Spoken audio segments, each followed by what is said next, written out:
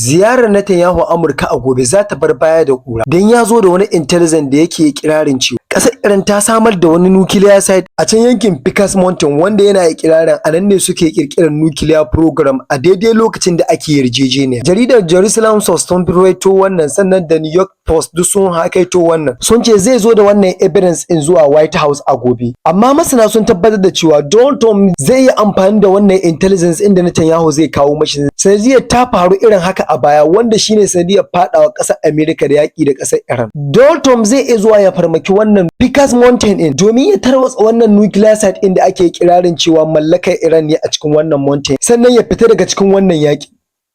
Amma sun ce wannan abun ba mai yiwuwa bane saboda kora za a yi amfani da bunker buster. A wannan karon wannan Picas Mountain in ba zai iya balluwa ba domin bunker buster kawai tana tarwatsa abun da ke karkashin ƙasa wanda ya yi tsawon kafa 200, amma wannan Picas Mountain in ya kai tsawon kafa 300 wanda a baya wata 5 da suka wuce ya zo ya ja shi ya mashi alƙawalin samun nasara a cikin 'yan kwanaki, amma yanzu kwana 110 wani abu ana wannan fafatawa kuma ƙasar Amerika ta kasa samun hanyar fita a cikin wannan yaƙi. Kada ka manta ba tare da ka danna mana alamar subscribe ba kafin ka ci bar sauraron wannan shirin. Ƙasar Iran sun fitar da sanarwa cewa duk wani bulokin da za a samu su wanda haramtaccen bulokin ne a yankin Sanarwar Hormuz zai iya kawo faɗaɗɗen yaƙi a wannan karon wanda za a ci gaba da yaɗa shi a cikin gabas ta tsakiya. Bayan ƙasar Amerika sun fitar da sanarwar cewa sun ƙara sama ƙasar Iran bulokin na wucewar jiragen su a Sanarwar Hormuz, wanda kuma a ta can jaridar New York Times sun fitar da sanarwar cewa akalla ƙasar Amerika sun kashe sibilan kusan 700,000 a cikin ƙasar Iran na wannan strike ɗin da suke kawo tun daga farkon wannan yaƙi.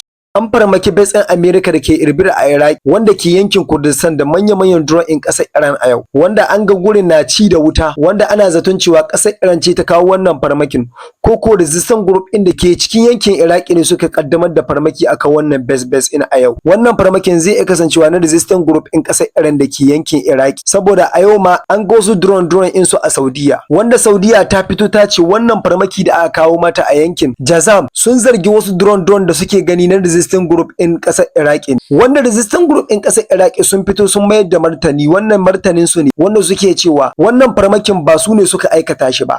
wannan farmakin zai dai kasance ne kawai farmaki ne na 'yan wuta zuwa cikin ƙasar Saudiya, wanda a yau an sake farmaka Aramco Oil Facility in ƙasar Saudiya, wanda wannan farmakin ya yi muni sosai, wanda wuta ta ci gaba ci har zuwa cikin dare a wannan lokaci. Sannan foreign minister ƙasar Iran sun karaita cewa babu wani zama da suke yi da su da ƙasar Amerika. Bayan ƙasar Amerika ta fito ta yi kirarin cewa a halin yanzu suna yin zama tare da amfani da mediator tsakanin su da ƙasar Iran, wanda ƙasar Iran sun ƙara cewa kuma yarjejeniyar da suke yi tsakanin su da Oman babu hannun ƙasar Amerika ciki, sannan babu sunan ƙasar Amerika ciki, sannan ƙasar Amerika babu ta kwata-kwata a cikin wannan yarjejeniya. Sannan duka a yau ƙasar Iran sun ƙara hannun su a wurin ƙirƙirar manya-manyan karar drone da kuma Majid Interceptor, wanda wannan Majid Interceptor sai da ya mai da MQ-9 Reaper 'yan ƙasar Amerika tamkar abincin shi. Shi yasa ƙasar Iran suke ƙara hannu wurin ƙirƙirar wannan Majid Interceptor domin su ci barkakkabo MQ-9 Reaper na ƙasar Amerika. Wannan foma daraktan tsaro ne a ƙasar Isra'ila wato Admiral Ami ya fito ya sanar da ƙasar Amerika da ƙasar Isra'ila cewa in dai suna kallon cewa ƙasar Iran za ta durƙusa musu a wannan yaƙi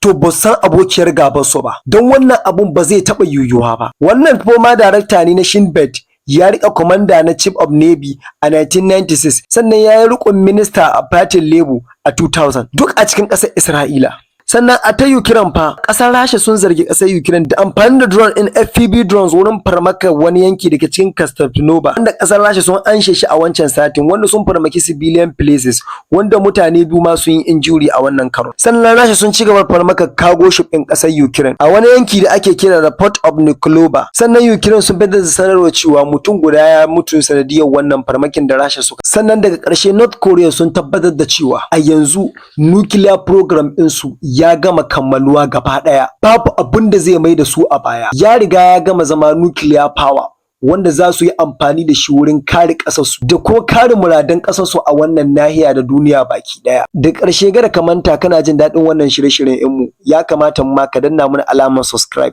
domin samun ƙwarin gwiwa da sake kawo muku wasu shirye-shirye.